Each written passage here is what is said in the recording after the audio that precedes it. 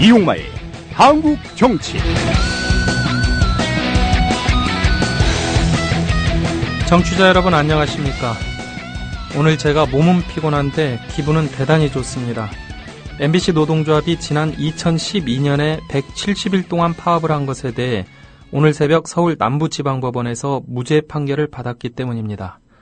그동안 두 차례에 걸친 민사재판, 즉 회사를 상대로 한 징계 무효 소송과 회사 측의 195억 원 손해배상 소송에서 모두 저희 파업의 정당성을 인정한 사실이 있지만 형사재판에서 파업의 정당성을 확인해 준 것은 이번이 처음입니다.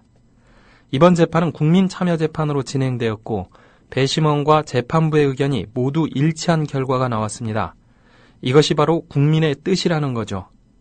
기자 쓰레기, 기레기라는 비난을 받고 있는 기자들이 공정방송을 위해 투쟁하는 것은 민주국가에서 지극히 정상적이고 정당하다는 판결입니다. 세월호 참사와 함께 드러난 언론의 심각한 문제점, 정부와 언론의 비정상적인 예속관계가 바뀌는 계기가 되기를 바랍니다. 더불어 외로이 분투하고 있는 KBS 언론인들에게 이번 판결이 큰 힘이 되기를 기대합니다.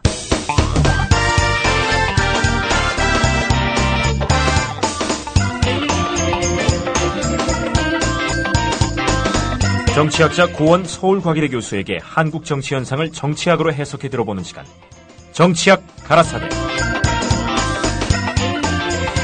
네, 고원 교수와 함께하는 오늘 정치학 가라사대에서는 일주일 앞으로 다가온 지방선거의 의미를 짚어보겠습니다. 고원 교수님 안녕하세요. 예, 안녕하십니까. 네, 이제 지방선거가 어느새 일주일밖에 안 남았네요. 예. 네, 이번 지방선거 의미에 대해서 한번 간단하게 먼저 정리를 좀 하고 넘어가죠. 예, 그 전에 먼저 제가 어제 MBC 파업 관련 국민참여재판에서 예. 이용막 기자님 등 승소하신 예. 기쁜 소식 뉴스에서 봤습니다. 예. 먼저 축하드리겠습니다. 예, 고맙습니다. 예. 1991년에 지방자치가 부활한 이후에 이제 올해로 6번째 선거인데요. 예. 사실 6번째 선거면은 지방자치가 일종의 이제 형성 단계를 넘어서 이제 공고화 단계에 접어들어야 하는 시점이다. 예. 이렇게 볼 수 있는데요. 지방선거가 그런 단계에 있음에도 불구하고 예. 사실 실질적으로는 그런 어떤 단계에 미치지 못하고 있는 것이 지금 현실이어서 예. 우리 유권자들이 그런 풀뿌리 민주주의를 더 굳건하게 정착시키기 위해서 예. 성숙한 시민의식과 투표행위가 요구된다. 예. 이렇게 하나 정리하겠고요. 예. 또 하나는 이번 최근에 세월호 침몰 사고 예. 굉장히 수많은 인명이 희생돼서 온 국민이 이 비통과 슬픔을 겪고 있는데요. 예. 이 아픔을 우리의 사회적 삶의 조건을 보다 안전하고 행복하게 변화시키는 계기로 만드는 그런 선거가 돼야 되겠다. 이런 의미로 정리해 볼 수 있겠습니다. 예. 이번에 6번째 선거인데요. 예. 지난번 선거에서는 제가 8표를 찍었던 것 같아요. 예. 이 사실 무슨 표인지 예. 투표는 나름 정치 분야에 대해서 관심이 있는데 예. 저도 상당히 힘들더라고요. 예. 사실 이제 일반 유권자들 관점에서는 예. 지난 4년 전에 8표 찍었는데 올해는 왜 7표지? 예. 이런 의문을 갖는다면 예. 그거 자체가 상당히 그래도 관심이 있다. 이렇게 볼 수 있는데요. 아무튼 상당히 전문가들도 상당히 헷갈리는 부분입니다. 예. 이번에 8표에서 7표로 줄은 것은 예.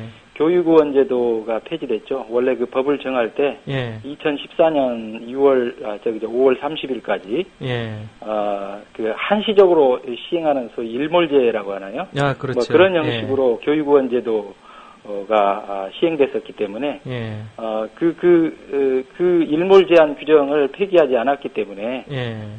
이제 교육의원제도는 폐지되고 예. 7개의 투표용지, 광역 단체장 의원, 예. 또 의원이 이제 지역과 비례가 있죠. 그렇죠. 광역단체장, 그다음에 광역단체 의원과 비례대표. 그렇습니다. 그다음에 이제 기초단체 수준에서 장, 또 의원의 지역 비례. 지역과 비례. 이렇게 해서 6표고 플러스 교육감.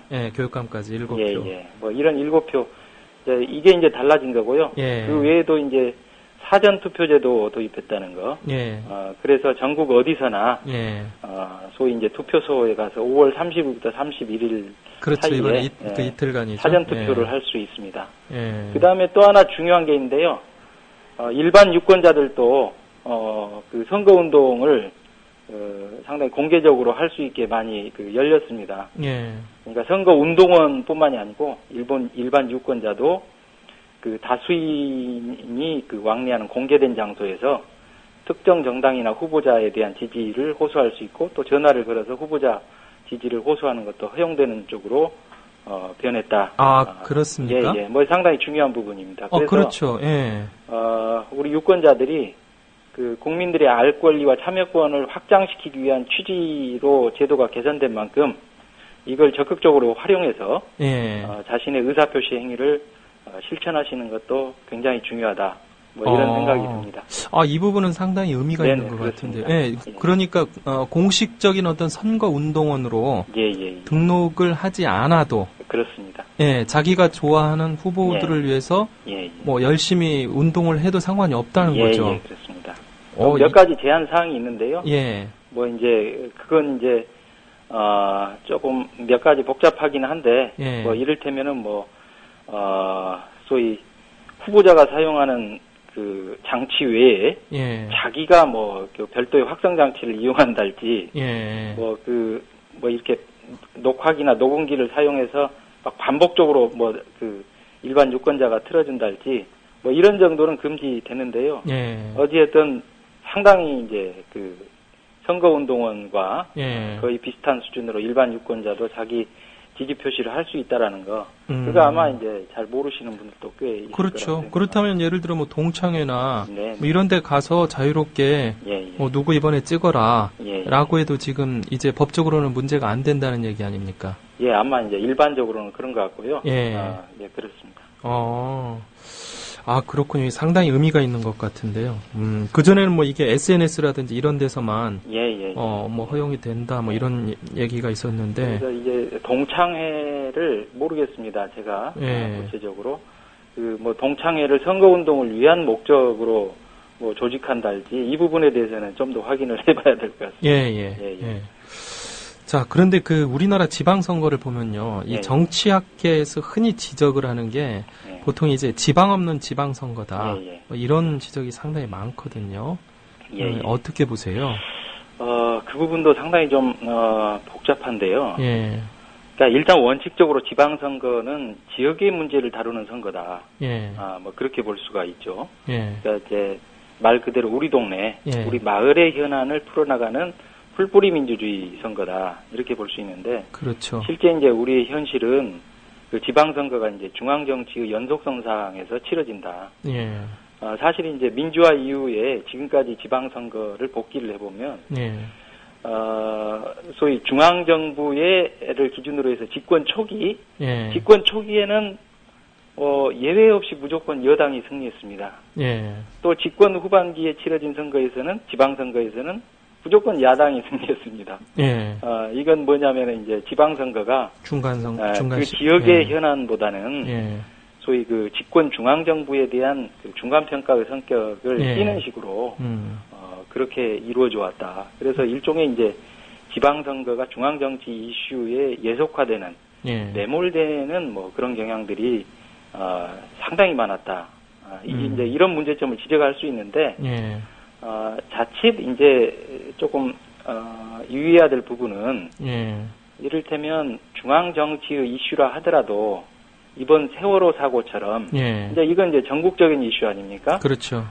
이런 어떤 그 전국적인 이슈화된 내용, 또 어떻게 보면 중앙정치 이슈라고도 볼 수 있는데 이런 내용들이 지역에서도 소위 안전한 삶의 문제를 구체적으로 고민할 수 있는 것이라고 한다면, 그렇죠. 그런 계기가 된다고 한다면, 그건 뭐 바람직하죠. 그렇죠. 근데 이제, 그렇지 않은 경우, 예를 들어서, 이제, 여당이 좀 심한 경우겠습니다만은, 그 지역주의 관점에서 우리가, 남이가, 뭐 이런 식의 태도가 이제 중요한 이슈가 된다랄지, 뭐 이념이 이상하다는 등 뭐 이런 어떤 색깔론이 중요한 이슈가 되는 선거랄지. 예, 종북몰이가 반대로 이제 야당의 경우도 가령 자신의 그 아주 굳건한 근거지에서조차도 지역 현안 문제보다는 뭐 정권 심판을 위해서 무조건 뭐 우리 당을 밀어줘야 되지 않느냐. 이제 이런 식의 주장 등은 상당히 이제 불생산적인 그런 어떤 이슈의 지역의 이슈가 이제 파묻히는 것은 바람직하지 않다. 이렇게 볼 수 있겠고요. 뭐 그런 속에서 사실 그 지역에 여러 가지 문제들이 있지 않겠어요? 일자리가 부족하달지, 또 그 지역의 재정 자립도, 재정 부실 문제가 있달지, 뭐 등등 이런 문제들이 그 방치되고 도외시됨으로써 그야말로 이제 지역민들의 삶의 질 하락이 이루어지는 뭐 이런 문제들이 이제 생기게 되는 것이죠. 근데 이게 그 지방선거가 어떻게 보면 집권 정부 혹은 여당에 대한 중간평가 이런 성격을 갖는 것 중에 하나가 그 지방선거가 전국에서 동시에 치러지는 이런 문제점에 또 기인하는 게 아닌가 개인적으로 좀 생각이 돼서 상당히 그 상관성이 있습니다. 아무래도 이제 동시적으로 집중적으로 치러지다 보니까 주로 이제 전국적 쟁점 또는 중앙 정치 이슈에 의해서 그 영향을 받는 것이 사실이죠. 그렇죠. 이걸 그 좀 나눠서 가면 어떤가 싶은 생각이 들더라고요. 뭐 그런 어떤 중앙 정치 이슈에 좀 매몰되지 않고 그 지역의 나름대로 이제 고유한 현안 이런 것들을 논의하기 위해서는 나름대로 이제 그 선거의 시점도 다소 이제 그 자율적으로 치러질 수 있도록 그 여러 가지 이제 뭐 임기를 조정한달지 또 뭐 이러한 여러 가지 제도적 개선에 대해서 진지하게 모색해볼 필요성이 충분히 있다. 뭐 이렇게 보겠습니다. 그 말씀이 이제 나와서 지금 드리는 질문인데요. 이렇게 지방선거가 중앙에 완전히 예속된 상황이라면 이를 바꿔야 된다. 그래서 이를 위해서는 지방의 어떤 거버넌스 자체를 완전히 바꿔야 한다. 이런 이야기도 있거든요. 예를 들면은 지금 모든 지방이 다 그 단체장과 지방의회 이제 이 중앙정부식으로 보면은 행정부와 입법부 완전히 대통령제식이잖아요. 그런데 이런 것들을 각 자치단체에서 뭐 우리 자치단체에서는 의원내각제식으로 한번 운영을 해보고 싶다. 뭐 우리 자치단체에서는 뭐 그게 아니라 좀 뭐 직접민주주의에 가까운 뭐 이런 형태 주민총회형의 뭐 이런 형태로 가보고 싶다. 이런 것들 뭐 자율적으로 좀 결정할 수 있게 이렇게 해주면 어떤가 하는 생각도 있거든요.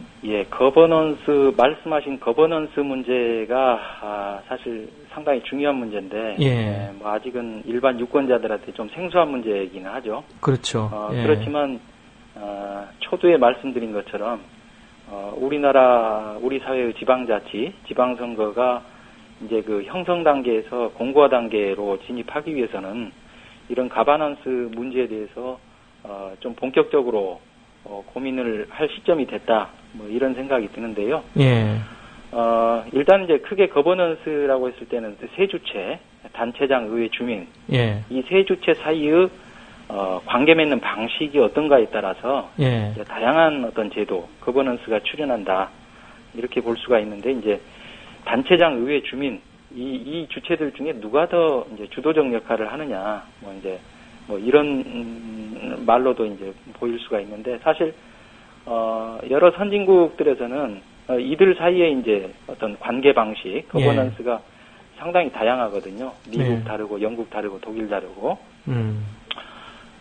근데 이제 우리나라 같은 경우는 대체로 그 형식적 또는 어떤 그 규정상으로는 단체장과 의회가 소위 이제 서로 견제와 균형을 이루도록 하는 병립형이지만 사실 내용적으로는 이제 강 단체장, 약의회, 단체장 우위의 그런 어떤 구조고 그런 구조가 상당히 또 그 지방자치단체가 뭐 이를테면 규모가 굉장히 다양하잖아요. 가령 기초만 해도 저기 3만이 안 되는 기초단체가 있습니다. 근데 이제 가령 뭐 수원시나 성남시처럼 뭐 100만이 훌쩍 넘어가는 이런 기초단체도 있거든요. 그렇죠. 이제 그 규모에 따라서도 그 구조와 실정이 다르기 때문에 그런 어떤 거기에 맞는 여러 가지 거버넌스가 필요할 텐데 너무 이제 획일적으로 돼 있다. 그렇죠. 라는 거. 이런 문제들을 좀 더 다양하게, 다양성을 기하는 쪽으로 자율성을 확대하는 방안, 뭐 이런 어떤 제도적 모색을 해볼 시점이 됐다. 뭐 이렇게 볼 수 있겠죠. 사실 우리나라 보면은 모든 게 좀 뭐라고 할까요? 중앙 집중적인 그런 형태가 사회 모든 부분에서 다 나타나는 것 같아요. 네, 심지어 이 지방 제도조차도요. 아까 그 3만 명이 기초단체 의원 기초단체 이야기를 했는데 그 정도 같으면 외국 같은 경우에 뭐 지방 주민총회에서 뭐 그렇습니다. 주민들에게 다 나오라고 하지 않습니까? 그렇죠. 그러면 뭐 3만 명이 다 나오지는 않겠죠. 아무래도 이제 거기 애들도 있을 거고, 또 관심이 없다든지 아니면은 뭐 그 일을 하는 사람들도 있을 거고, 그러면 3만 명 중에 뭐 예를 들어 3천 명은 모일 수 있는 거 아니에요. 10%만 모여도. 외국에 제가 그때 어느 그 텔레비전 프로그램에 보니까 주민들 뭐 3, 4천 명이 모여가지고 한꺼번에 찬성 반대 투표를 하는 이런 모습도 텔레비전에서 한번 봤던 것 같거든요. 그런 방식도 어떤가 싶은 생각이 좀 드는데. 맞습니다. 원래 이제 그 정치학적으로 볼 때도 그 소규모 공동체에서는 사실 이제 직접민주주의의 이점을 살리는 방식이 굉장히 건강하고 생산적이라고 보거든요. 뭐 그런 점에서 타당하신 말씀이라고 봅니다. 읍면동 지금 우리는 다 임명을 하고 있잖아요. 그렇죠. 읍면동장. 그 예전에는 이게 한때는 직선제로 선출한 적도 있지 않나요? 아마 이제 제가 그건 또 확인을 해봐야 될 텐데요. 뭐 아마 이제 오래전에 뭐 그런 적도 있을 수 있습니다. 그리고 이제 지금 현재도 소위 이제 그 주민자치위원회, 주민자치센터, 주민자치위원회가 있지 않습니까? 그렇죠, 지금. 이게 이제, 그런 기능들을, 보완 내지는 이제 대체하는, 이런 역할을 하는 것이라고 볼 수 있는데, 사실 이게 잘 활성화가 잘 안 되거든요. 이걸 실질화시키고 활성화시키는 거, 이런 것도 이제 중요하죠. 그리고 이 또 지방 자치하면은 우리나라에서는 단체장만 생각하는데요. 앞서 말씀하신 이제 강 단체장 형태. 그렇게 되다 보니까 이게 사실은 독재 시대부터 이게 내려오는 전통 같은데요. 그 지방 의원들도 상당히 중요하지 않습니까? 그런데 우리나라에서는 지방 의원 이러면은 이 자질이 굉장히 많이 떨어진다. 이런 지적이 많이 제기되고 있거든요. 글쎄요, 이게 이제 굉장히 궁극적으로 중요한 문제이면서, 또 어려운 문제이기도 한데요. 뭐, 이게 이제 본격적으로, 논의가 우리 사회에서 돼야 되겠습니다만, 그래서 저도 뭐, 자신있게 제도적 대안에 대해서 말씀드리기는 어렵지만, 일단, 그 방향에 있어서는 뭔가 이게, 의회가 제대로 기능할 수 있도록, 또 그 의회를 구성하는 지방의원이 뭔가 이게 양질의 의원들이 선출될 수 있도록 하기 위해서 일단은 주민들이 많이 참여해서 관심을 가져야 된다. 근데 이제 주민 참여를 제한하는 여러 가지 이제 어떤 제도적 제약들이 여전히 많거든요. 이제 그런 부분들을 좀 더 폭넓게 열어주는 거. 뭐 그런 연장에서 이를테면 그 지역당 설립 같은 것을 전향적으로 검토해볼 필요가 있거든요. 그렇죠. 지역당이라는 것은 그야말로 이제 그 지역에서만 활동하는 그 지역의 현안 문제를 가지고 이제 어떤 뭐 선거에도 참여하기도 하고 뭐 그런 어떤 정당인데 이제 이런 정당들을 허용하게 되면 그 지역에서 이제 그 현안 문제를 가지고 뭔가 결사도 만들고 또 선거에 참여해서 자신의 의견도 밝히고 뭔가 이게 주민들이 참여할 수 있는 길이 훨씬 더 넓게 열릴 수 있거든요. 뭐 이런 뭐 제도를 만든달지 뭐 이런 것도 중요하겠고요. 또 뭐 선거 제도에 있어서 뭐 비례대표의 비중을 뭐 늘리는 문제, 예. 이런 등등이 이제 논의되고 있는 것 같습니다. 그리고 아까 우리가 그 7표 행사한다고 했잖아요. 예, 예. 근데 솔직히 저도요. 예, 예. 광역의원 기초의원에 가면은 예. 4명을 뽑게 되는데 예, 예. 그 누가 누군지 잘 모르겠어요. 잘 모르죠. 예. 예, 예. 그래서 그 투표하는 사람의 입장에서 봤을 때 예, 예. 굳이 기초의원 선거와 광역의원 선거를 나눌 필요가 있겠느냐 예, 예. 이 생각이 좀 들거든요. 그냥 그 지방의원 하나를 뽑고 예, 예. 그러면 자기들이 그 지방의원들이 자체적으로 예, 예. 광역의원을 뭐 간선 자기들끼리 뽑는 예. 이런 방식은 어떤가 하는 생각도 좀 해보거든요. 예, 예. 또 이제 그런 문제를 뭐 전향적으로 검토할 필요가 있다라고 보여지고요. 다만 이제 그것이 정확하게 올바른 대안인가에 대해서는 예, 좀 더 정밀한 검토가 좀 필요하다. 예, 또 사실 이제 그런 방식하고는 좀 다르게 다르게 선출하는 뭐 그런 나라들도 많이 있기 때문에 예, 좀 더 뭐 진지한 검토는 뭐 필요하고 예, 그렇죠. 예, 예, 예. 그 지금까지 어떤 이번 지방선거 판세 예, 한번 정치학적 관점에서 한번 정리를 좀 해주시죠. 예, 뭐 역시 이제 선거는 구도인데요. 예, 소위 구도의 관점에서 봤을 때 역시 이제 세월호 사고 이게 이제 지방선거의 지금 핫 이슈 아니겠습니까? 예, 세월호 사고를 둘러싼 책임 공방, 과연 그 정권에 대한 심판이냐 아니냐, 뭐 이게 이제 1차적으로 중요한 어떤 그 쟁점이 되고 있는 상황 같고요. 예, 그래서 대체로는 그 여당에 불리하고 야당에 이제 다소 유리하게 돌아가고는 있지만 예. 또 그렇다고 뭐 치명적으로 또 이 선거의 판세를 가르고 있지는 않은 것 같다. 네, 실제로 그 뭐 여론조사 결과 네. 나오는 판세를 보면 뭐 여당과 야당이 거의 대등하거나 예.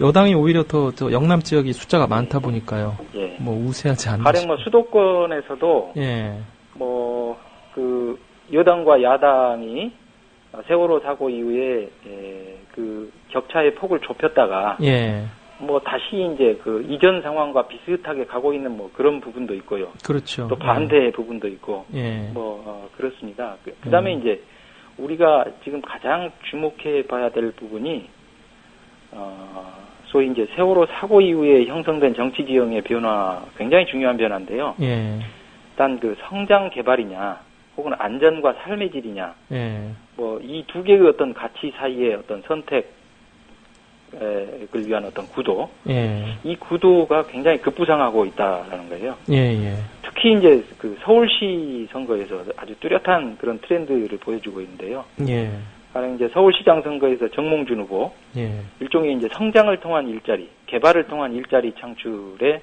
상당한 방점을 두지 않습니까? 그렇죠. 예, 이제 반면에 박원순 후보 같은 경우는 양적 성장보다는 좀 삶의 질, 예, 뭐 그 소통 안전, 뭐 이런 것에 이제 초점을 두면서 그 양 세력, 양 후보 사이에 그 아주 뚜렷한 선거 구도를 만들고 있고요. 예, 또 그것이 유권자의 표심의 그 표심의 향방에 상당한 영향력을 행사하고 있는 것으로 보입니다. 예, 그리고 이제 이런 구도가 단지 서울만의 구도가 아니라 굉장히 이제 앞으로 또 뭐 지방선거를 넘어서 이후 정치 시장에서 상당한 영향력을 발휘하면서 새로운 뭔가 정치 시장의 중요한 의제, 이슈로 뭐 발전해 나가지 않겠는가. 뭐 이런 점들을 좀 주목해 볼 필요가 있습니다. 예, 고맙습니다. 지금까지 그 지방선거의 의미에 대해서 고원 교수님과 함께 이야기 나눴습니다. 네, 고맙습니다, 교수님. 네, 고맙습니다. 네, 고원 교수였습니다. 대법관을 그만두고 로펌에 들어가 5개월간 16억 원을 챙긴 안대희 국무총리 지명자. 전관 예우 논란이 일자 이렇게 말하는데 지금까지 한치의 부끄럼 없이 살아가려 했으나 모든 면에서 그렇지 못해 송구스럽게 생각합니다. 부정부패를 척결하는데 앞장서겠다고 한 국민과의 약속을 실천하는데 저희 소득이 결코 장애가 되어서는 안 되기 때문입니다. 변호사 활동을 한 이후 약 1년 동안 늘어난 재산 11억여 원도 너무 많다는 생각이 듭니다. 너무 많다는 생각이 듭니다. 그래서 이것까지 사회에 모두 환원하기로 했습니다.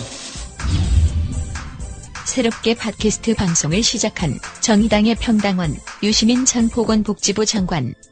세월호 참사에 대해 논평을 했는데 새누리당과 조선일보의 공격 대상이 되고, 박근혜 후보가 대통령 되면 사람들 엄청 죽고 감옥 가고 또 호가호위하는 황관정치 될 거다. 박근혜 후보가 대통령 돼서 잘할 수 있는 거는 의전 하나밖에 없다. 그렇게 말씀드렸었는데 불행하게도 그렇게 돌아가는 것 같습니다. 죄 없는 아이들이 그렇게 죽은 세월호 사건, 이명박근혜 정권 7년 차에 일어난 사건입니다. 충성도를 기준으로 해서 아무 능력도 없는 사람들 자리 주고 끼리끼리 뭉쳐가지고 자리 주고받고 돈 주고받고 이렇게 해서 국가의 안전관리 기능을 전부 다 무력화시킨 사건이 세월호 사건입니다. 세월호 국면에서 무능만 연출한 박근혜 대통령, 결국 눈물 담화문을 선보이는데 마지막까지 승객들의 탈출을 돕다 생을 마감한 고 박지영, 김기호, 정한선님과 양대홍 사무장님, 민간 잠수사 고 이강욱님의 모습에서 대한민국의 희망을 봅니다. 저는 이런 분들이야말로 우리 시대의 진정한 영웅이라고 생각합니다. 앞으로 희생자들의 넋을 기리고 안전의 중요성을 되새기기 위해 충업일을 건립하고 4월 16일을 국가 안전의 날로 제정할 것을 제안합니다. 논문 표절로 곤욕을 치른 사랑의 교회 오종현 목사, 이른바 빤스 목사라는 별명을 가진 사랑제일교회 전광훈 목사. 국민 폄하 발언으로 또 한 번 도마에 오르고, 전공필 씨 아들이 이게 하다고 그랬잖아요. 잘못된 말이긴 하지만 그래 틀린 말은 아니겠다.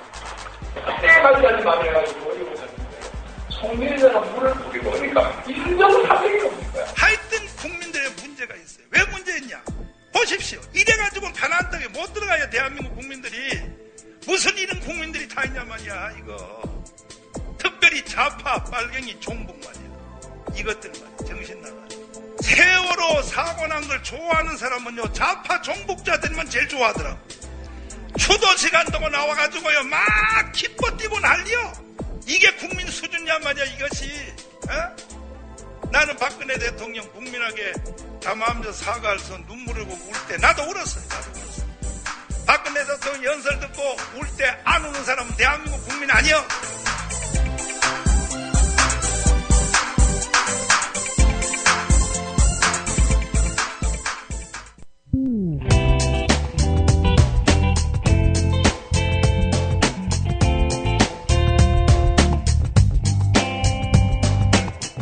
한국 정치에 대한 심층 인터뷰, 핫한 정치인과 함께합니다.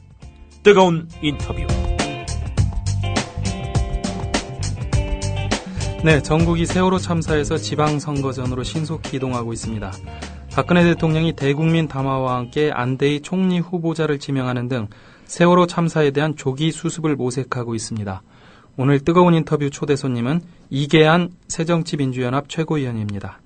이계한 최고위원은 현대자동차 사장과 현대카드 회장을 역임한 CEO 출신으로서 2004년 제17대 총선에서 열린우리당 국회의원을 역임했고 18대에서는 불출마를 했습니다. 2012년 제19대 총선에서 자신의 지역구였던 동작을에 출마했으나 정몽중 새누리당 후보에게 패한 바가 있습니다. 이후에 안철수 신당을 추진하는 새정치추진위원회 공동위원장을 지냈습니다. 네, 새정치 안녕하세요. 네, 안녕하세요. 국민TV 라디오 청취자 여러분 반갑습니다. 새정치민주연합의 이계한입니다. 새정치민주연합의 최고위원으로 일하고 있습니다. 예. 새정치민주연합이 출범한 뒤 첫 선거전이죠? 네, 그렇습니다. 예, 이번 선거 주도하는 사건은 앞서 말씀드린 대로 세월호 참사에 따른 어떤 정권 심판론, 그리고 대통령의 대국민 담화와 개각을 비롯한 여권의 반전 시도라고 볼 수 있을 것 같은데요. 제가 방금 말씀드린 이거에 대해서는 동의를 하십니까? 그러니까 대체적으로 예. 동의하고요. 예. 세월호 사건이 아니어도 예. 지방선거라는 것이 전통적으로 저희들은 그 중간 평가라는 얘기를 하고 예. 여당은 그 인물론을 내세워서 새로운 예. 인물을 내세워가지고 책임을 면해가면서 대응하는 것인데 예. 이번에 아주 특별하게도 정말 온 국민이 슬픔에 잠기게 한 세월호 사건이라는 것이 있어서 예. 더욱더 그런 문제가 더 커졌죠. 예, 그렇죠. 네. 그 애초에는 이 정권 심판론이 뭐 중간 평가 뭐 이런 게 안 먹힐 거다. 뭐 사실 또 그런 여론조사 결과가 일부 좀 나왔었고요. 네. 그런데 이제 세월호 사건 때문에 그게 크게 많이 좀 부각된 건 사실인 것 같습니다. 네, 실제로 여론조사 결과도 그렇게 했었지만 예. 또 하나는 2010년도 선거 결과를 보면 그 야당이, 그러니까 새정치민주연합이 계승하고 있는 야당이 성적을 굉장히 좋게 좋았죠. 냈죠. 네, 서울만 네. 보더라도 지금 보궐선거까지 포함하면 시장도 그렇죠. 민주당 예. 수준이었었고 구청장도 25개 중에서는 21개까지도 갔었지 않습니까? 예. 그러다 보니까 정권 심판론 그러면 여당에서는 그 뭐 지방 정부 또는 지역 정부의 심판론이라는 것을 들고 나올 수 있었는데 네. 그렇게 되면 여당과는 달리 야당은 새로운 인물을 이렇게 충원하기도 어려워서 굉장히 어려운 선거가 될 것이다. 예. 이런 고민을 많이 했던 것도 사실입니다. 네. 그런데 뭐 여당이라고 또 이제 가만히 있을 건 있지는 않고요. 역시 이제 대응을 하고 있는데 지금 일단은 개각이라고 하는 카드를 지금 사용을 하고 있어요. 네. 예, 지금까지 발표된 내용을 보면 김기춘 비서실장의 유임과 안대희 총리 기용, 그리고 남재준 국정원장과 김장수 국가안전실장의 경질 이렇게 볼 수 있을 것 같은데요. 우선 김기춘 비서실장 유임 이 부분에 대해서는 뭐 야권에서도 그렇고 김무성 새누리당 의원까지도 비판을 하고 있는 모양새인데요. 박근혜 대통령이 김기춘 실장의 유임 이 선택을 한 배경이 지금 어디에 있다고 보세요? 그러니까 어떻게 말하면 박근혜 대통령은 자기가 하고 싶은 것만 하시는 분 같습니다. 예. 국민이 어떻게 생각하시는가 하는 것은 전혀 뭐 배려하지 않고 그래서 이제 불통 대통령이라고 하는 거가 예. 가장 전형적으로 나타나는 것. 김기춘 비서실장이 누군가 하는 건 뭐 긴 설명이 필요하지 않지 않습니까? 예, 그렇죠. 유신의 어떤 중간에 계셨던 분이고 그다음에 유신헌법을 만들었던 분이죠. 그 사람이 정말 기획자지 않습니까? 예. 그런 분이시고 실제로 국정원에 가서도 일을 하셨던 분이고 예. 또 선거 때는 뭐 우리가 남이가 하던 분이고 이런 분인데 그런 분을 가운데 놓고 어떻게 말하면 비서실장이 아니라 아바타 같은 사람을 놓고서 지금 그분에 그렇죠. 대해서는 손을 대지 않고 나머지 사람들을 갈아치워서 갈았습니다라고 지금 말하는 것이어서 국민에 대한 배려는 전혀 없다. 이런 생각을 좀 많이 합니다.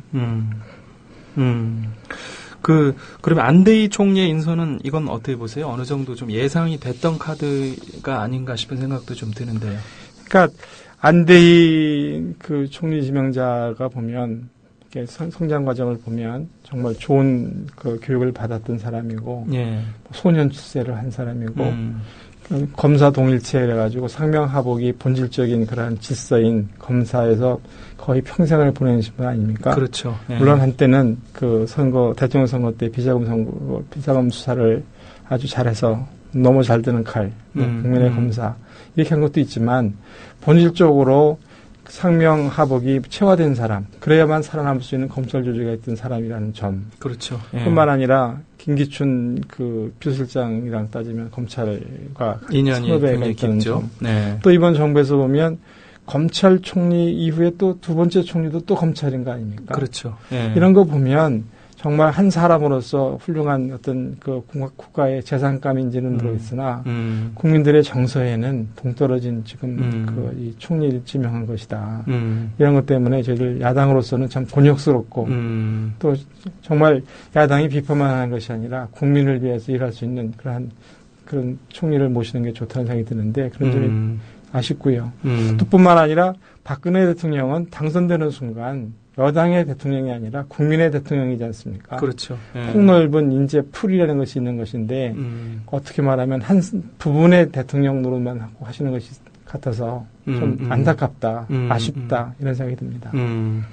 사실 안대희 하면은 이제 조금 전에 말씀하셨습니다만 국민검사 대선 자금 수사 때문에 명성을 떨치셨는데 사실은 노무현 당시 대통령이 대선자금 수사 충분히 할 수 있도록 완전히 자유를 줬기 때문에 가능했던 게 아니냐 이런 지적도 좀 꽤 있어요.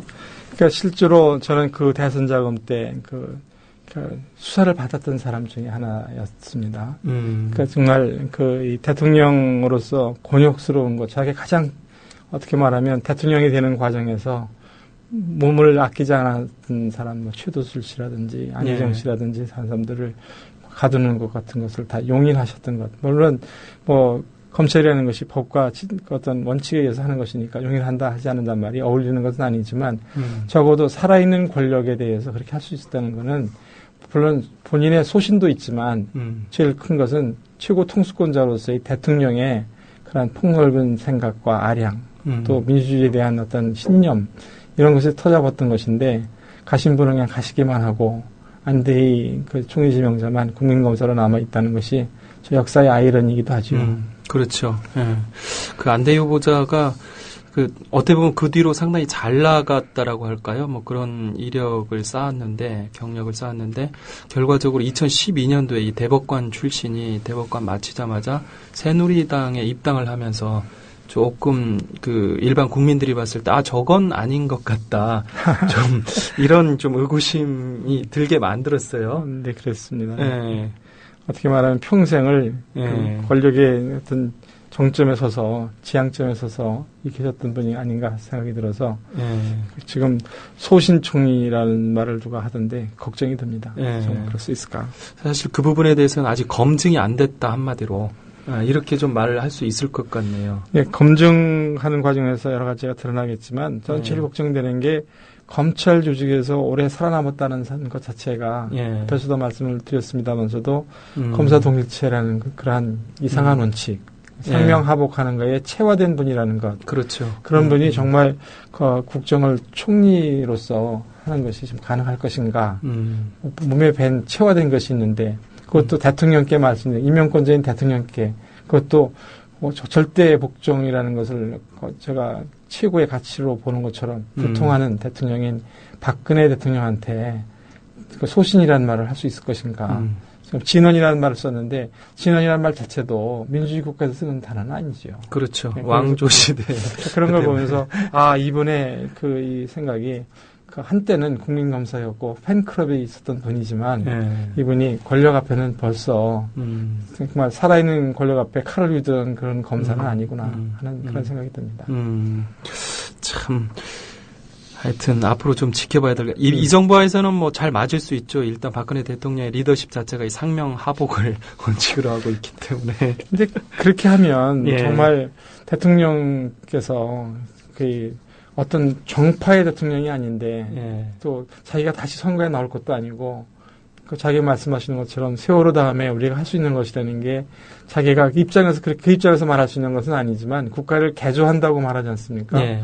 국가를 개조한다는 말도 왕이나 할 수 있는 얘기고 국민의 뜻에 따라서 자기는 위임받은 권력을 행사하고 의무를 행사하는 과정에서 책임이 있고 권력이 생기는 것인데 좀 앞뒤가 바뀌어 있지 않는가 그런 생각을 하는데 거기에 도구로서의 총리라면 모르지만 정말 선거 뽑히지 않은 사람으로서는 가장 높은 자로서의 국정 책임자로 총리라고 하면 그것보다는 훨씬 더 국민의 편에 서서 국민들과 같이 즐거워하고 국민들과 함께 울 수 있어야 되는데 선거를 치르지 않은 지명된 자로서 그렇게 할 수 있을 것인가 하는 걱정이 들기 때문에 두고 봐야 되겠습니다. 안대희 후보자 이번에 검증 과정에서 5달 동안 16억인가요? 변호사 수임료 엄청 많이 벌었던데요. 그런 문제들까지 또 함께 터지면서 민주당에서는 사실상 이제 반대 당론을 확정한 것 같아요. 이게 지금 민주당은 아니고 새정치민주연합에서 새정치민주연합 입장에서 보면 안대희 총리 지명자가 지금 자기가 대법관 또는 대통령 선거에 참여한 이후에 독립된 법률사무소를 열 때도 사실은 여러 가지 아주 굉장히 트릭을 써서 꼼수를 써서 서울에다가 문을 여는 거죠. 그러니까 자기가 마지막 서비스한 것으로부터 1년 이내에는 변호사무소를 열 수 없다.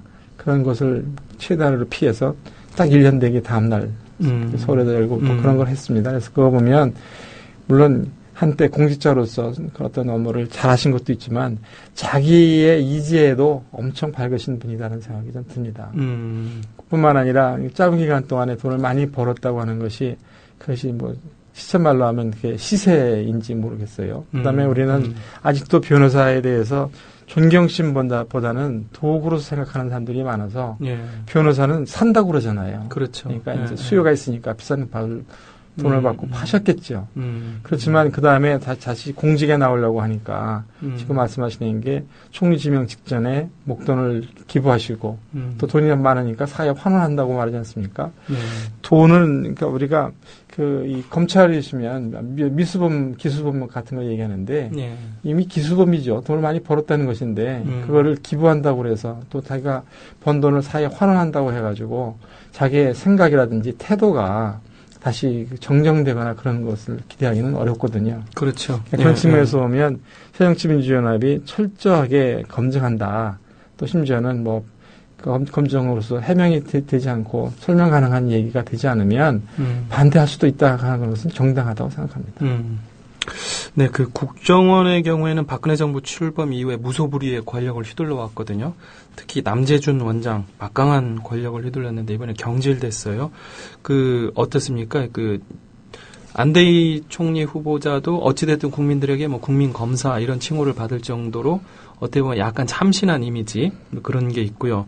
또 남재준 원장도 경질됐고 그랬는데 이게 박근혜 정부의 어떤 국정 운영 방식의 변화 뭐 이런 식으로 볼 수 있을까요? 아니면 그분 총리를 지명한 게 5월 22일입니다. 5월 22일이 그 6.4 지방선거가 공식적으로 선거운동을 시작하는 날이죠. 그렇죠. 기가 막히게 어떤 매스컴을 활용해서 그 반전 카드를 던진 거라고 생각합니다. 그런 측면에서 보면 너무 기교에 넘쳐나는 것을 했다. 들고. 그 다음에 저는 그런 생각이 들어요.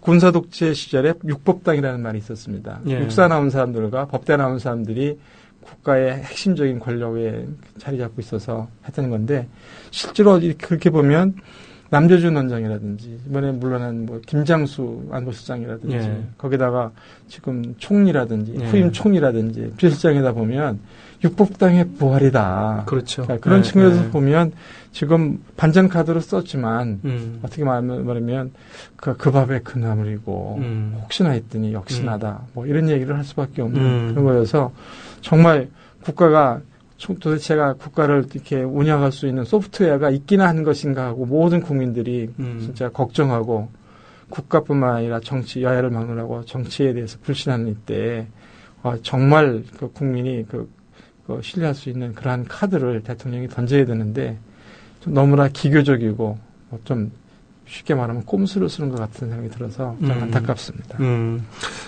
당초 이번 주 초쯤에 뭐 장관이나 청와대 비서진에 대한 후속 인사가 있을 거다 이런 보도들이 많았었거든요. 네.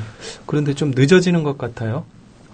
늦어지는 거가 지금 자기들 언론에서 보도된 거 보면 뭐 의전서열 2번부터 5번까지가 편중되어 있다. 무슨 일본은 또 마찬가지로 뭐 TK다, PK다 그렇죠. 뭐 이런 얘기 하니까 거기에 대해서도 이제 반응하는 것 같고 그거는 뭐 정당한 언론 비판에 대해서 반응하시는 거는 좋은데 앞에서도 말씀드리고 반복해서 말씀드리지만 대통령은 자기를 뽑아준 사람뿐만 아니라 반대한 사람까지가 자기의 인력 풀이고 거기서 가장 출중한 사람을 국가를 위해서 봉사할 수 있고 국민과 더불어 같이 즐길 수도 있고 국민과 더불어 울 수도 있는 사람을 적재적소에 써서 최강의 내각을 구성하는 것이 그게 자기의 어떤 권리가 아니라 저는 의무이자 책무라고 생각합니다. 그런 시간이 걸리는 것이 그러한 의무와 책무를 우리가 수행하는 데 필요한 시간을 보내는 것이었으면 좋겠습니다. 지금 번뜩 드는 생각이요. 안대희 지금 총리 후보자가 총리가 아직 안 됐잖아요. 그냥 후보자잖아요. 후보 지명자죠. 네. 이 상태에서 후임 장관들에 대한 어떤 제청을 하는 게 이게 지금 할 수 없죠. 법적으로는 할 수 없죠. 네, 할 수 없습니다. 그러니까 총리가 이제 형식 논리로 하면 물러가는 정 총리가 이제 지명을 해야 되는 모양새가 되거나 아니면 장관도 지명자들 뭐 후보 명단은 발표할 수 있을지언정 예. 그 형식을 갖추려고 그러면 총리가 된 다음에 총리가 다시 재청권을 행사해야죠.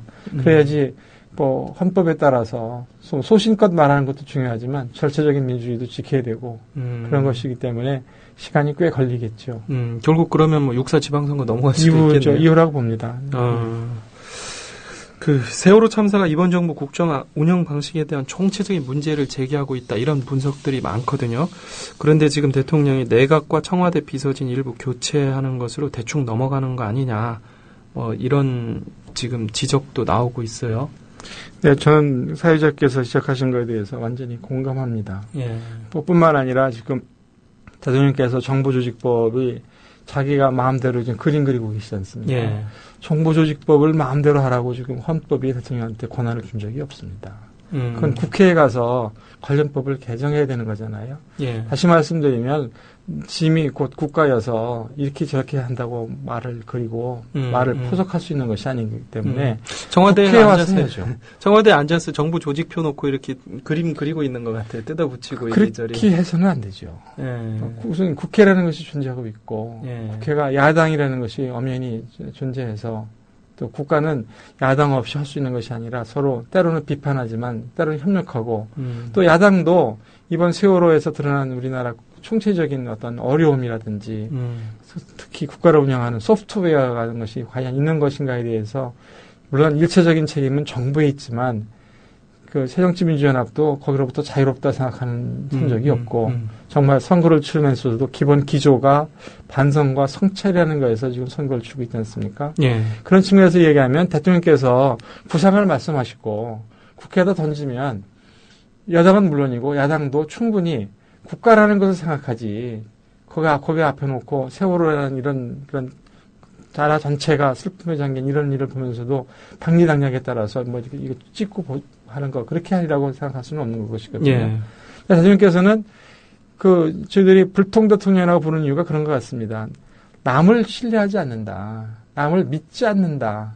이런 것이 눈에 보이거든요. 그러니까 다 뭐 찢어붙이고 뭐 총리는 어떻게 하고 참 어떤 부서는 해체해버리고 어떤 기능은 뺐고 어떤 부서는 신설한다는 걸 딱 하시지 않습니까? 예. 어떤 경우에도 대통령한테 그런 권한을 준 적이 없어요. 대통령이 어떤 법에 그렇게 돼 있습니까?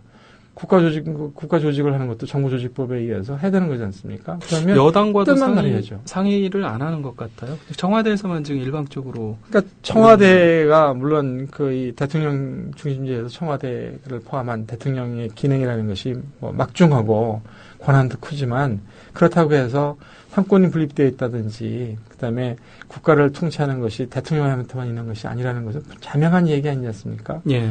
그러니까 본질적으로 대통령께 가장 많이 걱정하는 게 일방통행으로 하시고 의사소통이 안 된다. 불통이다. 자기가 듣고 싶은 것만 들으시고 하고 싶은 말씀만 하신다. 이런 얘기 아닙니까? 예. 지금 국가가 지금 세월호 사건으로 드러난 그런 모든 총체적인 난국에 관해서도 인식이 다른 거지요. 제가 보기에는 굉장히 눈물까지 흘리셨지만 정말 본질적인 문제가 무엇인지라는 것보다는 대증적인 요법. 다시 말해서 열이 나니까 열이 왜 날까에 대한 국민하는 것보다도 일단 해열제 먹여 이러는 것이 아닌가 하는 그런 두려움도 있습니다. 그런 것으로부터 저희들이 정말 거의 자유로워야 되는데 그렇지 않다는 것이 걱정이죠. 문재인 의원도 비슷한 지적을 하셨어요. 사실은 최근에 대통령 담화가 나온 다음에 이건 단순히 해경을 해체하고 정부 조직을 뜯었다 붙였다 하는 문제가 아니라 대통령의 리더십 자체가 바뀌어야 되는 게 아니냐 이런 지적을 했는데 이게 지금 새정치민주연합 어떤 전반적으로 공감을 하고 있는 이야기라고 보면 되나요? 문재인 의원께서 아시다시피 박근혜 대통령과 대통령 자리를 다퉜던 분이고 예. 국가 운영을 어떻게 할 거라든지 이런 걸 고민하셨던 분이기 때문에 그분이 말씀하시면 무게가 실리고 또 저희들도 그 문제에 관해서 공감하는 바가 있죠. 예. 해경을 해체하는 문제, 이거에 대해서는 지금 어떻게 보세요? 당의 공식적인 입장이 거기에 대해서 이렇게 동의하지 않는 거죠. 일단 해경 해체 자체는 반대한다. 네, 반대한다. 예. 특히 또 문제가 앞에 제가 대증적인 요법이라고 얘기했습니다만서도 그렇죠. 그런 것이고 예. 해경을 희생물 삼아가지고 난국을 헤쳐나갈 수 있는 그런 어떤 그러니까 극단적으로 말하면 희생양화하는 것이 아니냐 이런 걱정이 있는 것이고 해경 자체가 그 역사성도 있고 또 뭐 해경 자체에 대해서 해안경비라든지 그 해난 사고에 대한 것을 전담하는 전문 부서로 한다는 그런 요구는 없었던 것이 아니기 때문에 개혁이 필요하다는 것에 대해서는 뭐 개혁은 하되 해경 자체의 해체는 이건 좀 아니다. 자체라는 해체한다고 하는 거는 그럼 바다에서 사고 났다고 해경을 해체하면 그러면 뭐 저희 육지에서 사고 나면 이제 소방본부나 육상 경찰을 해체. 뭐를 없애버리는다는 불쌍히 참 놀라운 거죠. 그 안전행정부를 오늘 보니까 행정자치부로 바꾸겠다 이런 얘기도 나와요. 행정자치부는 사실은 김대중 정부 시절에 있었던 거 아닙니까? 그러니까 지방정부의 어떤 그 지방정부에 대한 서비스 센터로서의 그렇죠. 기능만 했으면 좋은 거지요. 예. 거기서 뭐 인사를 빼내서 뭐 인사혁신처를 만들어서 간다. 근데 그것만 봐도 대통령이 지난번 그 뭐 아부다비에 부랴부랴 나가기 전에 부랴부랴 발표한 내용하고 벌써 바뀌지 않습니까? 예. 그것처럼 지금 우리가 처하고 있는 문제가 그렇게 만만한 것이 아니라는 거지요. 각 부서가 생길 때는 나름대로의 존재 이유가 있던 거잖아요. 근데 그거를 뭐 지금 바다에서 사고 났으니까 해경 없애고 그다음에 그 재난본부가 제 기능을 못하니까 재난본부 기능 다 뺏어서 새로운 시설하니까 뭐만 남아라. 처음에는 뭐 거의 없애는 것처럼 말하다가 그게 아니라 지방자치 또는 지역자치에 관한 문제가 걸리니까 서비스 센터로서의 기능을 좀 해라는 거 아닙니까? 예. 그런 것처럼 아무리 급해도 바늘의 그 중간을 위해서 쓸 수 없는 것처럼 따질 건 따져야죠. 그런 공론의 장이 국회에 있다는 거를 다시 한번 말씀드리고 싶습니다. 네, 말씀을 들어보니까 이 정부 조직법, 이거 개편 과정도 뭐 쉽지만은 않을 것 같습니다. 네, 이계한 그 새정치연합 최고위원과 이야기 나누고 있습니다.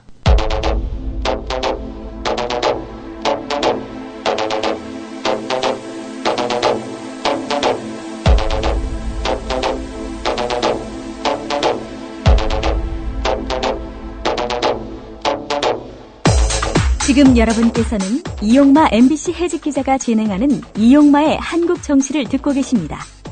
이 방송은 2주에 한 번, 화요일 낮 4시부터 5시 반까지 국민 라디오를 통해 가장 먼저 청취하실 수 있고 팟캐스트 포털 팟빵에서 다시 들으실 수 있습니다.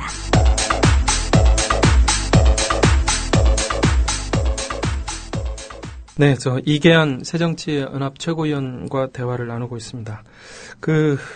저희가 이제 세월호 참사 관련해서 박근혜 대통령 리더십 얘기를 잠깐 나눴었는데요. 네.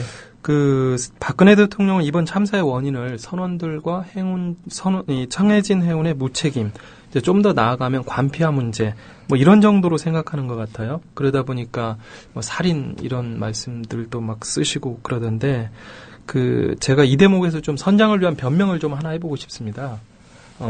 이런 죽을 죄를 좀 진 사람들은 맞는데요. 제가 충격을 받았던 게 이 선장이 270만 원을 받는 비정규직이라고 그러더라고요. 네. 아무래도 이제 CEO 생활을 오래 하셨으니까 이 부분 잘 아실 것 같은데 선장이 270만 원짜리 비정규직이라면 과연 나머지 선원들은 보나마나 200만 원 정도의 비정규직이었지 않았을까. 근데 이런 사람들에게 과연 어떤 책임 의식을 논한 것 자체가 좀 어불성설이 아니냐 이런 생각이 좀 들더라고요.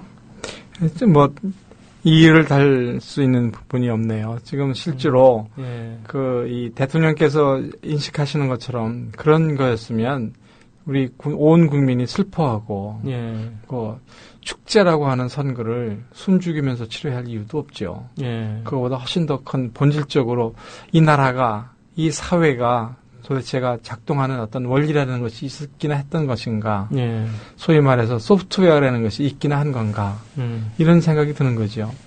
이 사회라는 게, 시스템이라는 게 인센티브에 반응하고 페널티에 반응해야 되는 것인데 지금 말씀하셨던 것처럼 비정규직 그러면 오늘 잘릴지 내일 잘릴지 모르는 사람이잖아요. 그러면 고용이 불안정하면 월급이라도 많이 줘야 되는데 우리나라는 월급도 또 반뿐이 안 주지 않습니까? 그런 사람한테 국민의 생명, 그것도 아주 다수의 생명을 담보로 하고서 지금 다닌다. 그런 사람들한테 어떤 무슨 도덕적인 책임감은 물론이거니와 좀 법에 정한 어떤 의무라는 것도 수행하는 것이 예. 가능할 것인가 그런 생각이 들죠. 그러다 보니까 정말 우리나라가 처하고 있는 어떤 본질적인 문제에 우리가 봉착했다. 더 이상은 이런 시스템을 정말 흥명적으로 고치지 않고는 우리가 한 발짝도 더 나갈 수 없을 정도로 멱에 찼다. 이런 생각이 듭니다. 사실 우리나라가 돌아가는 원리는 있죠. 어떻게 하든지 이윤을 많이 남기고 경제 성장을 예? 하자는 이게 지금 사실은 이제 박정희 시대부터 쭉 지속되어 오는 건데요. 어떻게든지 이 성장 이데올로기가 우리 사회에 상당히 지금 만연돼 있잖아요. 지금 사회자께서 학교 다닐 때 그거 하셨는지 모르겠는데 저희들이 학교 다닐 때는 국민교육헌장이라는 게 있었습니다. 그 국민교육헌장 국민교육헌장 그걸 전부 외우지 못하면 집에 안 보내주고 했는데 그 한 규정 중에 보면 실질과 능률을 숭상하고라는 대목이 있습니다. 예. 그러니까 우리나라에서는 온 국가가 능률이 그냥 능률이 아니라 숭상의 대상이었어요. 근데 지금 국민들의 삶에 있어서 특히 정치를 함에 있어서 보면 능률보다 훨씬 더 중요한 거가 공의이고 정의이고 또 돈보다 훨씬 더 중요한 거가 사람의 중심에 서야 한다는 것인데 그런 문제에 관해서 우리는 너무 오랫동안 잊고 지냈고 또 몸에 체화된 게 성장, 돈, 물신에 빠져 있는 거죠. 그러니까 무슨 지금 그런 거에서 어떤 사회적인 정화 기능을 해야 되는 많은 어떤 그런 문화, 무슨 정치, 무슨 종교, 어디 하나 할 거 없이 세상에 빛이 되어야 되는 것인데 빛이 되는 것이 아니라 세상에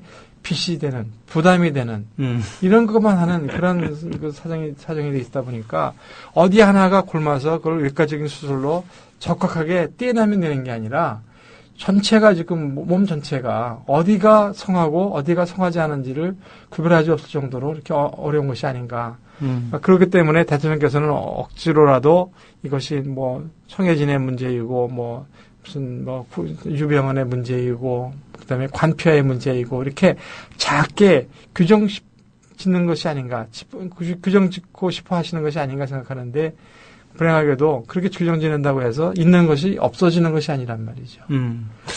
결과적으로 제가 봤을 때 박정희 이데올로기를 뛰어넘지 않으면 사실상 대한민국에 다운표 쳐서 개조 이것도 거의 힘들지 않을까 싶네요. 이번 세월호 참사를 통해서 정부의 무능과 함께 또 하나 드러난 게 언론의 문제점이거든요. 기레기라는 표현을 제가 이 방송 시작하면서 썼는데요. 기자 쓰레기 참 저도 처음 들어봤습니다. 글쎄 좀 여러분들하고 말씀드리면서 제가 그만큼 말을 한다는 게 좀 그렇긴 한데 저도 여기 방송 나간다고 그랬더니 제 아들이 어디 가서 방송하냐고 그래서 국민 TV 라디오에 가서 한다 그랬더니 아무 말도 안 듣는데 우리 집에서 이제 어떤 채널을 틀면 막 화를 내는 아들 둘이 있어요. 그 아들들이 그거를 왜 보냐 이거야. 근데 저 사람들이 저렇게 하는 거를 계속해서 끊임없이 반복해서 봐가지고 투표장에 나오니 저 사람들을 알아야 우리도 알 거 아니냐 했더니 그런 사람하고 놀지 말고 정치를 하지 마세요. 참 언론에 관해서 정말 걱정해요. 특히 제가 대학교 학생이었을 때 그다음에 그 후에 신문사에서 그때는 신문형이 컸는데 광고가 없을 때 백지로 광고가 나올 때 알바이트 한 돈 갖고 광고 내던 시절이 있었거든요. 근데 지금 그 언론이 과연 그렇게 사회적인 어떤 빛과 소금의 역할을 하고 있다고 생각하고 있는 것인지 특히 방송이 정말 일방적으로 토해내듯이 하는 거가 맞는 것인지 걱정이죠. 사실 이게 언론이 정부 정책 혹은 정부의 발표를 무조건 받아쓰기만 하고 이제 비판을 하지 않다 보니까 이번 세월호 참사에서 이제 그런 문제점, 그로 인한 문제점 이런 것들을 그대로 여실히 드러내줬는데 박근혜 대통령은 이번 대국민 담화를 내놓으면서도 언론 문제에 대해서는 단 한마디도 언급을 하지 않았습니다. 언론을 계속 이런 식으로 지금 장악을 하고 가겠다, 이런 의사로밖에는 해석이 안 되는 것 같은데. 지금 현 정부 들어서서 정말 어떤 언론의 공정성이랄까, 무슨 언론의 무슨 독립성이랄까 하는 것에 대해서 사람들이 자신있게 말하는 사람이 없고, 국제적인 기구에서 이렇게 평가하는 걸 봐도 그렇지 않습니까? 근데 또 반대로 언론의 매체가 다양해지고 또 선택의 폭이 넓어지다 보니까 옛날하고 지금 다른 게 그런 것 같아요. 원로 언론인들을 만나보면 자기들이 할 때는 기자가 매일 시험 보는 직업이었다는 거예요. 지면은 작고 사건은 많으니까 어떻게 하면 자기 기사를 정말 공들여서 써가지고 할 건가.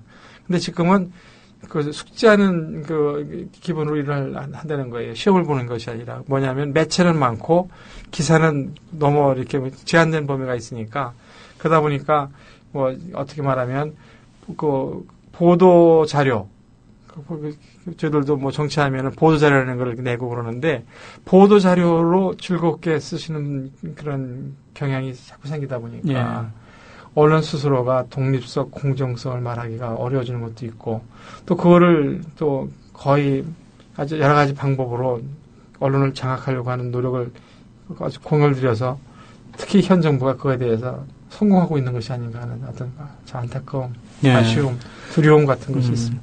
지금 내일 KBS 이사회가 열립니다. 그 이미 기자협회 같은 경우에는 제작 거부를 하고 있고요. PD들도 또 일부 제작 거부를 하고 있는데 그 내일 길환영 사장의 사퇴가 해임이 없다면 KBS 파업이 사실상 이제 불가피해 보이거든요. 그렇죠. 지금 그 이사회 구성 자체가 저는 참 이게 여야로 갈라서 이렇게 임명해서 뭐 7대4인가 그럴 건데 그렇게 설령 추천을 이렇게 했더라도 독립된 의사결정의 주체로서 뭐 무엇이 언론의 바람직한 방향이고 공정한 보도이고 독립성을 보장하는 데에 대해서 판단해 줘야 되는데 어떻게 말하면 자기를 이사되게 해준 그 사람들의 그 어떤 니즈에 이익에 맞춰서 행동하는 사람들 때문에 이게 참 큰 문제라고 생각합니다. KBS를 위해서도 또 현 정부를 위해서도 특히 대통령을 위해서도 이번에 사장이 물러나는 게 맞죠. 근데 그거를 그렇게 할 것인가에 대해서 정말 기대 반 또 두려움 반으로 지금 기다리고 있는 것인데. 근데 야당에 보면요, 이렇게 개별적으로 이렇게 그 야당에 계시는 분들 만나서 얘기를 들어보면 다들 동감을 합니다. 그런데 오늘도 제가 이 방송 진행하기 전에 조금 전에 이 뉴스를 쭉 한번 봤는데 내일 KBS 이사회잖아요. 그런데 목소리가 안 나와요, 야당에서.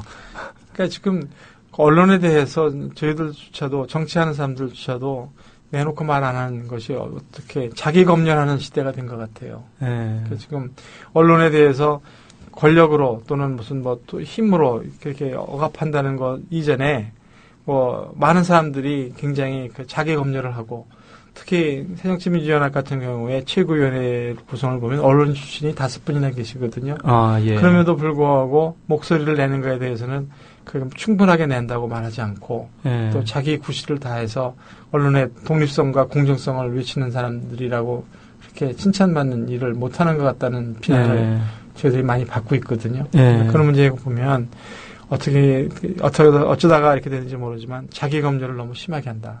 이런 생각이 들어요. 그러니까 그 안철수 의원도 대통령 예비 후보 시절에요. 저희 그 MBC 노조가 파업할 때 MBC를 방문까지도 했어요.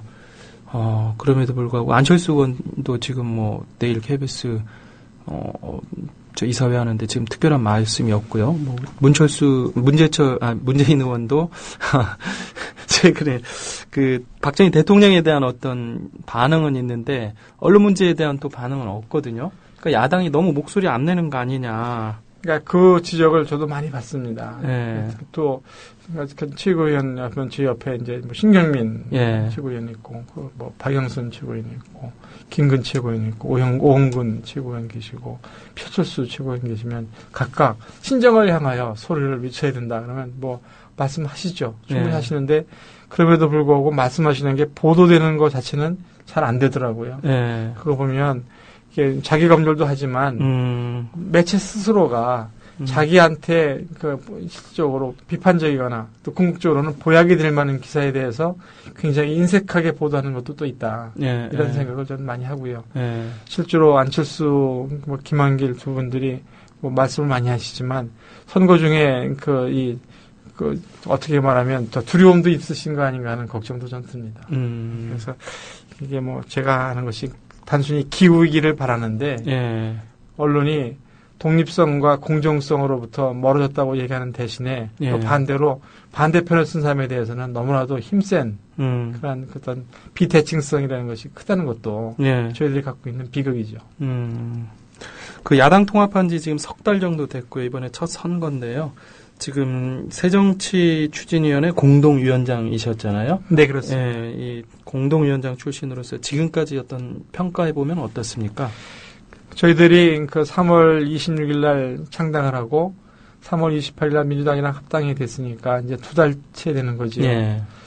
그다음에 뭐 기초 선거에 관해서는 정당 공채를 폐지한다는 것을 매개로 해서 우리가 합당을 했는데 그것이 뭐 얼마 되지 않아서 다시 당론이 변동이 되고 그러다 보니까 공천을 하는 과정 자체도 혁신 공천이라는 말이 무색하게 되고 그러니까 그런 과정을 보면 정말 안타깝죠.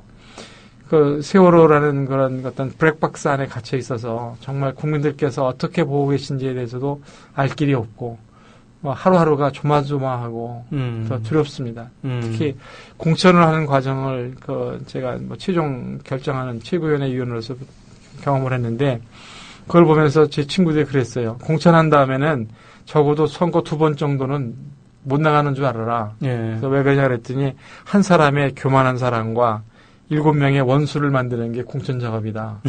뭐 이런 얘기를 해서 그럼 설마 그랬는데 선거 국면에 가니까 예. 실제로 그런 것 같습니다. 예. 이번에 그 광주시장 후보 공천 과정은 어떻게 보세요? 그러니까 그걸 봐도 지금 그런 예. 것이죠. 지금 광주라는 것이 역사적인 상징성이 있지 않습니까? 그렇죠. 예. 변화를 해야 되고 혁신할 수 있는 사람이 나가야 되는 것인데 예. 저희들이 그 공천한 윤장현 후보가 예. 그 뭐 여러 가지 뭐 존경받는 그 어떤 활동을 하신 분이고 시민사회에서의 리더지요. 예. 그럼에도 불구하고 오랫동안 정치하셨던 분들하고 비춰보면 인지도도 낮고 예. 또 실제로 실무를 했느냐 하지 않느냐 따지면 그것도 약하지 않습니까? 예. 그러다 보니까 혁신공천이라는 방법을 택하는 것 외에는 후보가 될 길이 없는 것인데 예. 그러니까 그런 것을 터잡아서 그 당대표들이 갖고 있는 당헌 당규상에 자기 권한을 행사한 건데 지금 뭐 난리지 않습니까? 예. 예. 뭐 반발해가지고 서로 적대적인 관계를 유지하던 두 사람이 연합해서 후보 단일화 하기도 하고 예. 탈당해서 복당한다는 주장하기도 하고 예. 또 광주 시민들의 어떤 민주주의 성숙된 민주주의를 믿지 못하냐고 비난하기도 하고 그러는데 실제로 현역들을 갈 수 있는 방법 그 방법이 아무리 정치하게 경선 방법을 택해도 그게 전략공천의 방법이 아니면 갈 수가 없더라고요. 그렇죠. 신진 인사 공천은 사실상 전략공천이 아니면 불가능하죠. 불가능하죠. 그러니까 이를테면 현직에 있는 사람이 그것이 좋은 의미로 유명하거나 나쁜 의미로 유명하거나 여론조사를 하면 뭐 말인즉슨 뭐 적합도 이렇게 말하지만 사실은 인지도에 비례하는 것이 그렇죠. 되어가지고 저희들 뭐 서울시 25개 구청장을 저감에 있어서도 신인을 한 명도 저희들이 이번에 발탁하지 못했습니다. 그 이유 중에 하나가 어떤 방법을 써서 경선해도 그렇다. 또 그다음에 전략공천이라는 카드를 써서 해야 되는데 전략공천이라는 것이 광주에 윤장현 후보를 하고 나니까 너무나도 반발이 크니까 두 대표가 자기 당원상의 권한임에도 불구하고 내려놓겠다 하니까 서울에서도 전략공천 뭐 시도를 했지만 결과적으로 못했습니다. 그런 것처럼 지금 현재 정치가 갖고 있는 어떤 제도적인 그런 모순도 있습니다. 그래서 그걸 보면 그 시도했던 사람이 뭐 무슨 사실 그런 것도 아닌데 안철수 대표가 자기의 몫을 챙겼다는 비난을 받지만 그것도 아니고 또 많은 사람들이 이런 거죠. 한 구의원을 공천하는 데 있어서도 그 구의원 뒤에는 누가 있냐면 그 지역을 지키고 있는 호랑이 같은 현역 의원들. 또 뭐 원외 지구당 위원장이라 하더라도 조직이 막강한 사람들이 버티고 앉아 있어가지고 하나도 비켜주지 않는 거예요. 그래서 싸우다 보면 부의원 하나 놓고 현역 국회의원이 뭐라고 말하냐면 내가 안철수 그 대표를 위해서 열심히 일하고 싶은데 내 수족을 자르면 내가 열심히 일하겠냐 이런 얘기를 거침없이 하거든요. 그러다 보니까 안철수 대표가 지금 뭐 당내 그 지지도 같은 것도 지금 뭐 직접 조사한 건 없지만 뭐 대권 후보자로서 이렇게 해보면 또 뭐 부동의 1등이었었다고 생각하는데 지금 보면은 뭐 많이 떨어졌다고 얘기하고 4위까지 떨어졌더라고요. 그러니까 그렇게 떨어졌다는 이유 중에 많은 것이 그런 거죠. 실제로 리더십을 발휘해서 개혁 공천을 하고 공천을 통해서 지방 정부를 좀 더 혁신적으로 구성해보겠다 이런 꿈을 필 수 있는 기회가 있었어야 되는 건데 그러지도 못했고.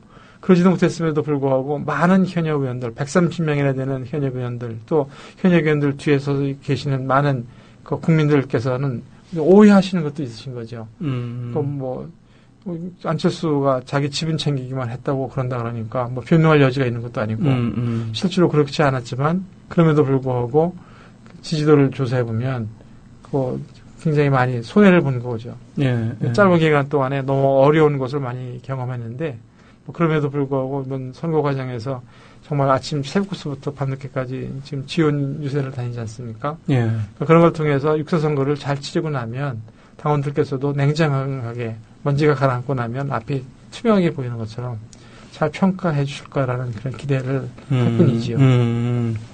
일단 그러면 새정치 추진위원회 출신들께서는 이번에 그 내부적인 어떤 공천과 관련된 파문 그 부분에 대해서 어떻게 보면 새로운 신진 인사들을 가급적이면 등용해 보려는 근데 이런 의지들이 기존 현직들 중심으로 한 어떤 세력들에 의해서 꺾인 뭐 그런 쪽으로 일단 바라보고 계시다고 볼 수 있겠네요. 그렇습니다. 그러니까 이를테면 우리가 공천을 함에 있어서 최적최강의 후보를 배출하는 것이 맞죠. 내세우는 게 맞죠. 국민들한테 가장 그 봉사를 잘할 수 있는 사람을 또 본선에 가서 이길 수 있는 사람 하는 것이 맞죠. 예. 그럼에도 불구하고 한 군데에서 최적 최강이라고 해서 전체가 그런 것이냐 하는 것은 저는 아니라고 생각합니다. 예. 이를테면 서울시장 후보를 냈고 뭐 전국의 광역자치단체가 서울시장을 비롯해서 17군데인데 새정치민주연합의 후보인 것은 분명하지만 안철수 그 대표로 대표되는 새정치연합 쪽에서 같이 정치하던 사람은 윤장현 후보 전략공천한 한 사람뿐이었거든요. 예, 지금 그렇죠. 서울에 25개 구청장 후보가 있는데 25개 선거구도 각각 하나씩 해서 그 동네에서 여론조사에서 1등한 사람들이 대개 다 단독 후보가 되거나 경선을 통해서 후보가 됐습니다. 예. 그러면 후보가 결과적으로 어떻게 됐냐면 25대 0이 됐습니다. 그러면 새정치연합을 통해서 새롭게 정치를 하려고 했던 사람들은 어디다가 뜻을 두고 결합할 수 있는 거냐. 이런 고민을 하면 각각 부분에 있어서는 최적의 답을 냈는지 모르지만 전체를 보면 그런 것은 아니다. 소위 말해서 논리학에서 말하는 구성의 모순 같은 거가 드러나는 거거든요. 그런데 그렇게 따지면 차라리 이게 지금 결과적으로 보면 통합이 잘못됐다 뭐 이런 평가도 내릴 수 있는 거 아닌가요? 통합이 잘못됐다는 표현을 하기에는 좀 이르고 단지 문제가 뭐냐 하면 두 당이 합당할 때 두 건의 문건을 기초로 했습니다. 3월 2일 날, 3월 7일 날 그 김한길 대표와 안철수 대표가 서로 이렇게 합의하는 거에 기초한 건데 하나는 기초단체장 선거에 공천하지 않는다는 것이 기본 틀이었고 두 번째 새로 만드는 당은 새정치를 중심으로 한다 했습니다. 그 다음에 당론이 바뀌어서 공천했지 않습니까? 그럼 공천했으면 당선 가능성 물론 중요하지만 제일 중요한 것 중에 하나가 새정치라는 것을 우리가 정의하고 새정치를 구현할 수 있는 사람들을 선발해서 선수를 내세울 수 있어야 되는데 선수를 내세울 수 있는 어떤 장치, 메커니즘이라는 게 경선뿐이 없다는 거죠. 경선을 하면 앞에서도 제가 말씀을 드렸지만 현역 의원들이 2010년도에 굉장히 선거를 잘 치러서 현역 구청장도 많고 시의원도 많고 구의원도 많습니다. 그 사람들하고 경선을 해서 이길 수 있는 방법이라는 게 전무하다는 거죠. 사실 뭐 정치학계에서는 그 국민참여 경선, 이 경선에 대해서 그렇게 평가가 그렇게 높지는 않아요. 왜냐하면 국민참여 경선을 하면 현직이 무조건 유리하거든요. 그렇습니다. 네, 정치 신인이 진출하는 게 굉장히 어렵기 때문에 어찌됐든 그런데 최근에 그 안철수 대표의 어떤 지지율, 아까 대통령 후보로서의 지지율 이게 지금 뭐 전체적으로 보면은 이제 4위까지 오늘 보니까 떨어졌던데요. 이렇게 뚝 떨어진 데에는 이러한 어떤 이제 어떻게 보면 이제 야당 내 어떤 기득권 세력과의 싸움에서 밀리는 것도 있지만 또 한편으로는 안철수 대표가 그동안 보여왔던 어떤 행적들 이런 것들이 쉽게 말하면 일반 국민들 마음에 이렇게 썩 들지 않는 그런 것도 있었기 때문이 아니냐 뭐 이런 지적도 있는데요. 그런 지적에 대해서 저희들이 심각하게 고민하죠. 네, 아주 대표적인 예가 그 기초단체 공천제. 사실 정치학계에서는 이런 부분에 대해서는 이건 공천이 맞다라는 의견이 굉장히 많거든요. 정치학자들의 경우에. 그러니까 이번 창당하는 시점, 그다음에 두 당이 합당하는 시점 같은 거가 많은 정치 전문가들, 그러니까 학자이든 실천 정치를 했던 분들이든 간에 안철수 대표한테 좋은 때가 아니라고 하신 분들이 많은 걸로 저는 알고 있습니다. 예. 그러니까 지방선거의 임무를 이렇게 교체하는 것도 예. 그 총선 때와는 달리 국회의원들이 이번에 기초단체장 또는 시의원, 구의원 공천하는 거가 그 사람들을 공천하는 것도 중요하지만 자기가 2016년도에 선거 치를 때에 포진하는 거기 때문에 예. 자기들이 내세운 그러한 기본 틀을 깨고 새로운 인물을 혁신 공천한다는 것에 대해서 엄청나게 저항한다는 것. 또 그다음에 두 당이 합당할 때에 기본적으로 지켰던 그러한 뭐 원칙 같은 거를 지키지 못했다든지 이런 것들 때문에 예. 또 안철수 그 의원이 보였던 대표가 보였던 여러 가지 어떤 기성 정치인과는 달랐던 모습들 같은 거가 공천 과정에서 대부분은 오해에 비롯하지만 그것이 다 나빴다고 평가하는 사람들이 많이 생겼다는 것. 그렇지만 저는 이번 그 육사 선거 결과를 보면 그 다시 한번 우리가 회생할 수 있는 기회가 있을 것이다 라는 예. 생각을 합니다. 예, 고맙습니다. 네, 정취자 여러분, 지금까지 잘 들으셨습니까? 이제 일주일 뒤면 지방선거를 치르게 됩니다. 이번 선거가 박정희 시대 이후 오로지 경제적 이윤, 경제 성장만 추구해온 한국식 천민자본주의와 단절하는 중요한 계기가 되었으면 합니다. 나만이 아니라 우리를 생각하며 함께 살아가는 중요한 시대적 전환이 되었으면 합니다. 청취해 주셔서 감사합니다.